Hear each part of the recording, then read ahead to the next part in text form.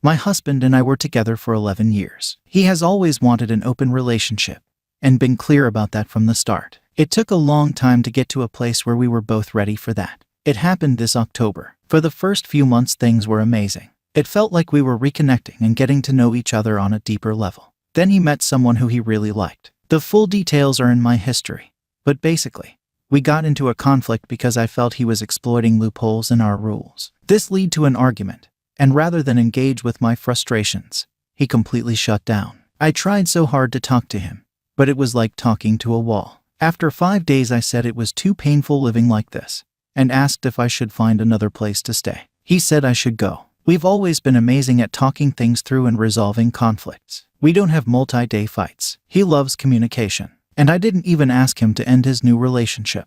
I simply questioned his behavior. That was enough for me to be discarded. I rented an Airbnb for a week. 3 days, and he asked if he could call me. He was nearby, and I told him to come over. I thought he missed me. Instead, he walked in and asked for a divorce. I was beyond shocked. Then he had the audacity to get mad at me for acting heartbroken. He said that if I could admit that I felt the same way, we could have a productive conversation. I said that my reaction was fair, that if someone had told me a week ago that this would be happening, I never would have believed it. He said me too. I said, that's what makes this seem like a rash decision. I asked if we could instead call this a separation. Every book on open relationships says the number one rule is to not make any major life decisions in the first 3 months of a new relationship. Add to that his new business is about to launch, and it's winter in a pandemic. He reluctantly agreed, but since then has twice told me that he doesn't want a separation. He wants a divorce. We used to talk through every conflict for hours, but we haven't really discussed this at all. He says that because I don't want the same thing, a conversation is pointless. He will only talk to me when I also want a divorce, and don't have any negative feelings about it. We have texted a bit, but I've put an end to that because it was infuriating. He said that he feels guilt and shame, so I need to admit I agree with him so that he can stop feeling that way. He's also, I think, gaslighting me. He stood me up last week and called it a miscommunication. It wasn't. He just didn't show up. When I wrote that I was sad because I missed him and am having a really hard time with not being able to process this with him, he said that he doesn't believe me.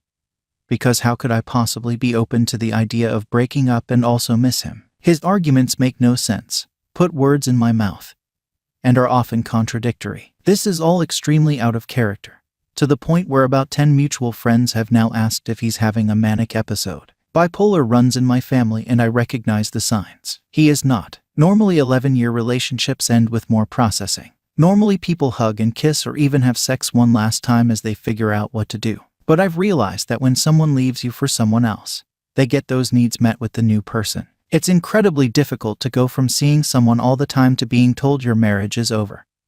No conversation needed. The person I knew has been replaced with a cold robot. He had a panic attack the day after we got into a fight about his new partner. He claims this released repressed emotions and made him realize he hasn't been happy in years. He told me that while he doesn't see himself with this new person forever, she fills needs that I don't. And he has experienced things with her that he needs in a relationship. Some of these points are fair. I'll address them in another post. What isn't fair is just walking away with no conversation, no effort. He wants a conscious uncoupling with no animosity from me. But he also treats me incredibly coldly, and with zero empathy. There is no room here for my feelings. He says that he lost himself in our relationship and needs to be alone to find himself. Except, of course, while still dating this new person. This is the hardest thing I've ever experienced. Thankfully, I found this sub and a few websites. I can now see that he's deep in the affair fog and is acting in a totally cliché way. As such, I've given up hope of having a reasonable conversation with him. It's been 1 month. I've made plans to leave the country for the summer. I'm focusing on myself for the next 6 months and have told him I will not talk to him without a mediator present. The few conversations I've had are so full of projections and blame. It feels like talking to a crazy person. So, even though it breaks my heart, I'm basically going no contact. I won't get what I want right now, which is a reasonable conversation with the man I love. I don't know why I'm posting here. I guess to find people who relate. It fucking sucks because he's now so convinced that he hasn't been happy in years. He's rewriting our whole relationship as some sort of nightmare, when it was actually quite good. And his texts to me almost make it sound like I'm abusive. I never even raised my voice in all this, but he told me that he's realized I'm the exact same as his abusive father, who regularly screamed insults at him when he was growing up. Apparently questioning his behavior is the same as that. Okay, Whatever, I can't fight crazy. I've been so diplomatic and kind through all this. I should win an award. Story 2. Wife's affair with cousin's husband. Wife had an affair for 2 years with Bill, her cousin's husband. Cousin and Bill don't have any kids after 15 years of marriage. The affair started when Bill started helping out with my kids 9, 7, and 5 while I was out of town. To set the context, I have to say that Bill is very good with kids, and kids love to be around him. Wife claimed that it was only an emotional affair, and it started because I was sometimes gone for 2-3 weeks at a time, international trips, and she really needed to lean on someone. She admitted that they might have kissed a few times, but nothing more than that. Given that everything else was good in our life, and that my wife has been an excellent mother, I agreed to give it another chance on the condition that we take Bill out of our lives. It has now been more than 2 years since I discovered this, and we have completely cut off the Bill from our lives. She still sees her cousin, but her cousin does not officially know about the affair. Cousin has a terminal illness, and we thought it best not to burden her. We tried to work out our marriage over the last 2 years, but our marriage has turned into a dead bedroom. Finally, after 2 years of frustration, I talked to her about getting a divorce. I told her that I have forgotten about what happened, but since she seems to have no desire for me, I have no reason to stay. My wife has countered that by taking the Bill out from our lives, we have cut ourselves from the larger family. We avoid family gatherings where he is present,